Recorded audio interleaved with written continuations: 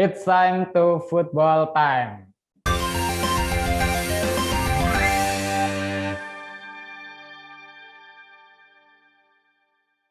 Bersama saya Irfan Fajar dan juga ada rekan saya. Di Manggala Saputro.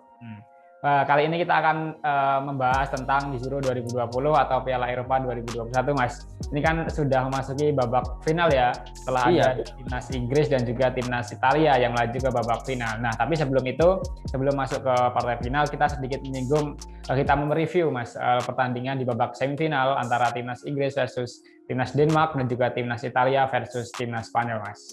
Nah, ini memang kalau kita ungkit dengan review semifinal kemarin, Mas, dua partai di semifinal Euro 2020 ini memang menyajikan persaingan yang sangat ketat, Mas, sangat sengit. Terbukti dari kedua pertandingan itu dilaksanakan atau berlangsung sampai dengan babak extra time. Bahkan ada yang penalti ya, Mas ya. Betul. Nah, itu dimulai dari laga pertama yaitu antara Italia versus Spanyol, Mas, yang dilakukan atau diselenggarakan pada Rabu 7 Juli 2021.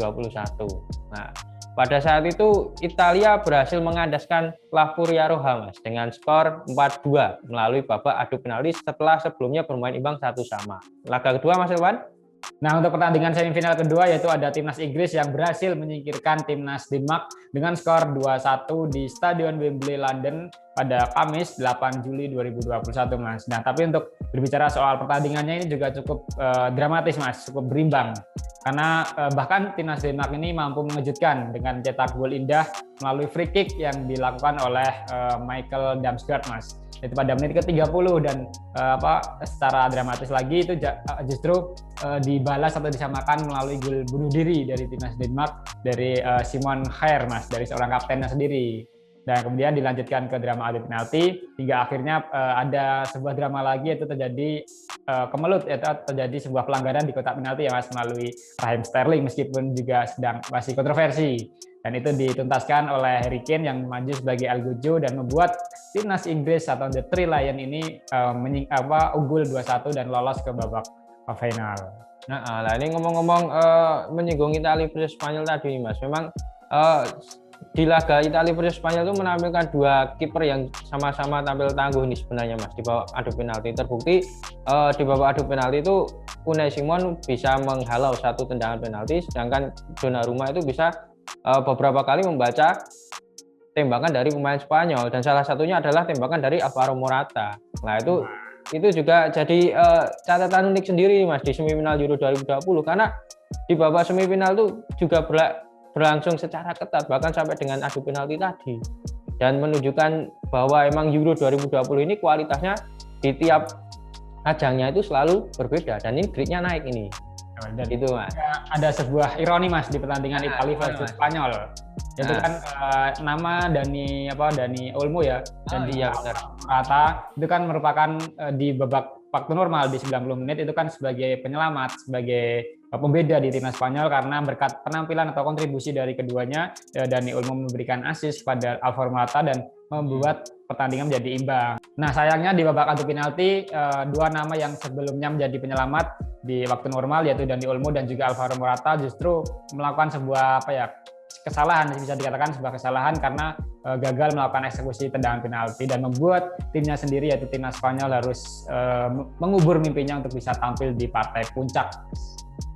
Nah, emang benar banget, Mas, ironi tersendiri itu juga menjadi julukan baru nih, Mas, dari kedua pemain tersebut karena di babak normal berhasil memberikan kontribusi dan juga memberikan asa kepada La Furia Roja, namun malah di babak adu penalti jadi kambing hitam karena gagal mengeksekusi penalti dan julukannya adalah from hero to zero. Malah kebalik ini, harusnya from zero to hero malah from hero to zero. Nah, itu jadi catatan ironi sendiri bagi timnas Spanyol, terutama buat dua pemain tersebut. Nah, oke, Mas, untuk lebih jelasnya atau lebih lengkapnya kita akan memberikan beberapa fakta menarik, Mas, yang terjadi di pertandingan atau di dua pertandingan di babak semifinal. Yaitu, Mas, dimulai dari yang untuk Italia dulu, Mas, yang lebih dulu menggelar, yaitu ada beberapa pertandingan atau beberapa fakta menarik yang harus diketahui nih, Mas, yaitu di pertandingan timnas Italia versus Spanyol, Mas. Nah, kalau fakta menarik di Italia menurut saya nih, Mas, ada satu fakta unik juga, Mas, karena Gianluigi Donnarumma itu memang susah Mas untuk dijebol dalam kondisi open play. Nah, tapi kemarin Alvaro Morata itu berhasil menjawab pertanyaan atau mungkin keraguan dari publik terkait dengan performanya dengan mencetakkan gol ke gawang zona rumah. Sekaligus dia pada saat itu bermain dari bangku cadangan, Mas. Ya kan? Karena bukan sebagai starter kemarin, tapi malah gacor mencetak gol. Nah, itu menandakan bahwa fakta unik yang pertama adalah strategi dari Luis Enrique berhasil membuat lini pertahanan Italia terkecoh. Karena awalnya itu mengantisipasi akan permainan dari Alvaro Morata sejak menit awal, ternyata malah bukan Morata yang dimasukkan.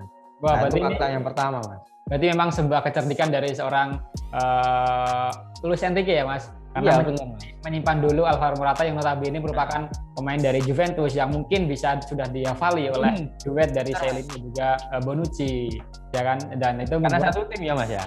Iya, sempat satu tim di Juventus, dan itu membuat Luis Enrique berpikir ulang dan lebih memilih dijadikan sebagai pemain pengganti di babak kedua. Nah, walaupun telah menjadi penyelamat itu, tapi tetap ini kesan kambing hitam masih melekat pada Alvaro Morata nih, Mas. Sayang sekali nih, Mas. Padahal ini striker potensial banget nih sebenarnya. Ada lagi Mas fakta menarik yang terjadi di Italia versus Spanyol nih. Ada lagi nggak? Kalau yang lainnya mungkin Mas karena terkait itu Mas, fakta kemarin itu di Piala Eropa 2012 ingat yang ternyata tuh kemarin itu berhasil dimenangkan oleh Spanyol di 2012 dengan skor meyakinkan 4-0. Sekarang Spanyol tidak bisa berbuat apa-apa, Mas. Mungkin karena memang skuadnya mayoritas diganti atau berganti, dan juga memang karena mentalitas pemain Italia lebih unggul.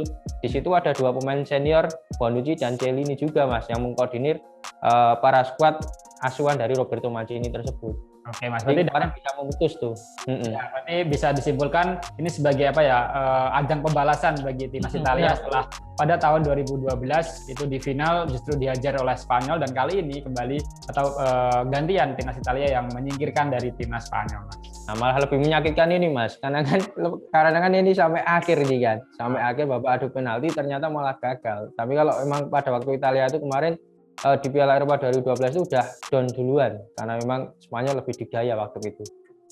Gitu, Mas. Kita ada lagi atau kita beralih ke timnas Inggris versus Denmark, Mas? Nah, kita beralih ke timnas Inggris versus Denmark, Mas. Karena fakta menarik itu malah banyak di sini sebenarnya, Mas.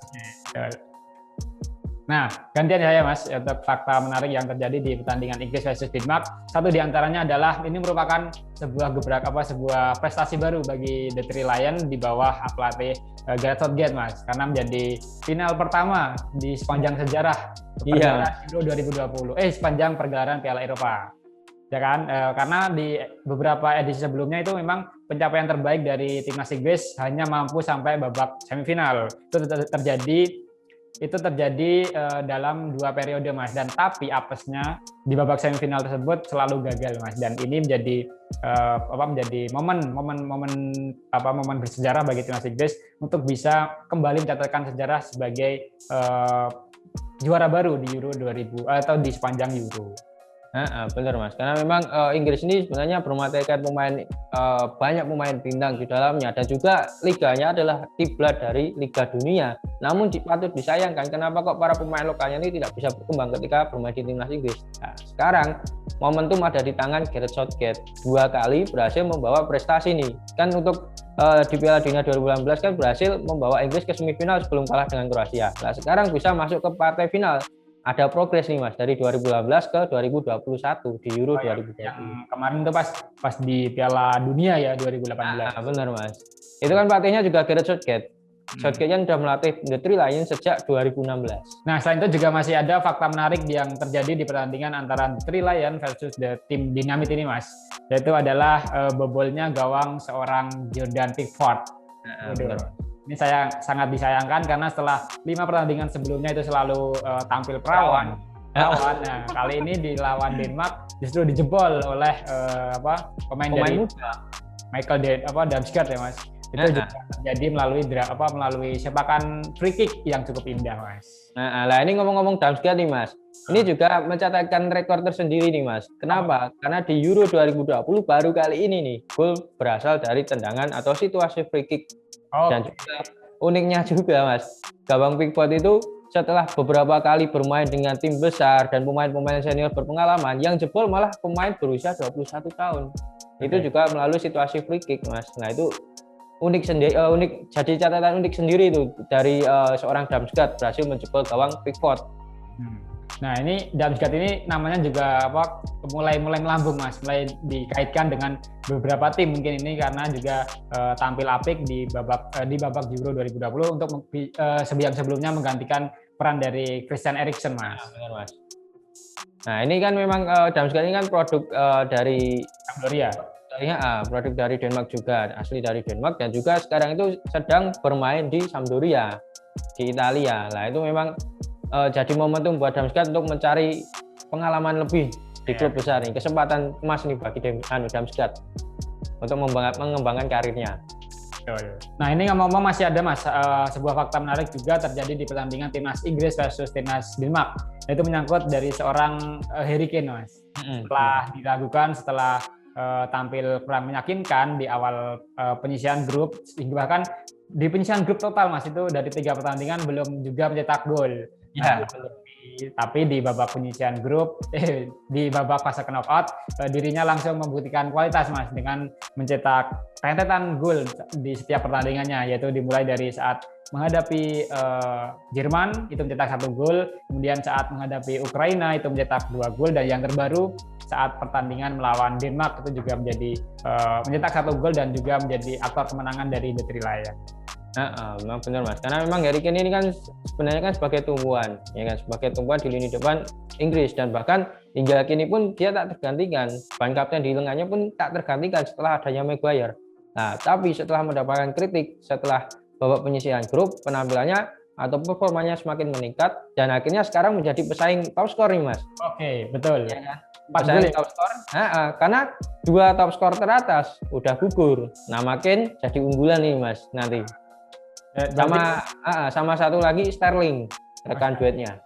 Nah, berarti ini Harry Kane ini membutuhkan 1 gol untuk bisa menyamai gol dari sang Cristiano Ronaldo dan membutuhkan 2 gol untuk bisa menjadi sang top skor Euro 2020 ya, Mas.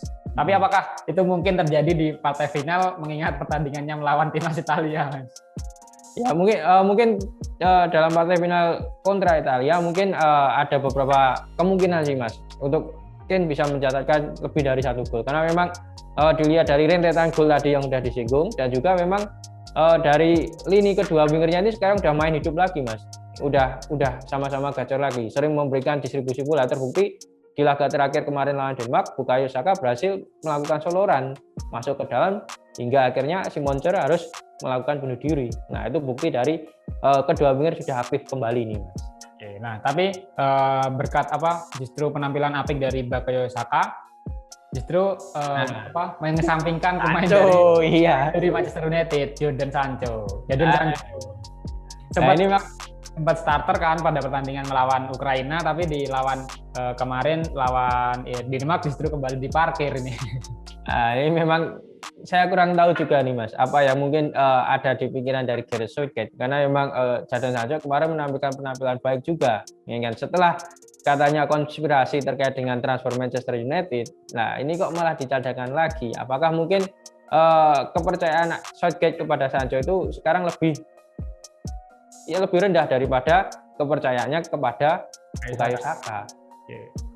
Nah, mungkin itu dulu, Mas, pembahasan Football Time pada edisi kali ini tentang ulasan babak semifinal Euro 2020 antara timnas Inggris versus timnas Denmark dan juga timnas Italia versus timnas Spanyol. Dan 2 tim yang sudah memastikan diri lolos ke final adalah timnas Italia akan menghadapi timnas Inggris di Stadion Wembley, London pada Senin pada tanggal 12 Juli 2021 pada pukul 2 waktu Indonesia bagian Barat dini hari, Mas. Jangan lupa ya, Mas.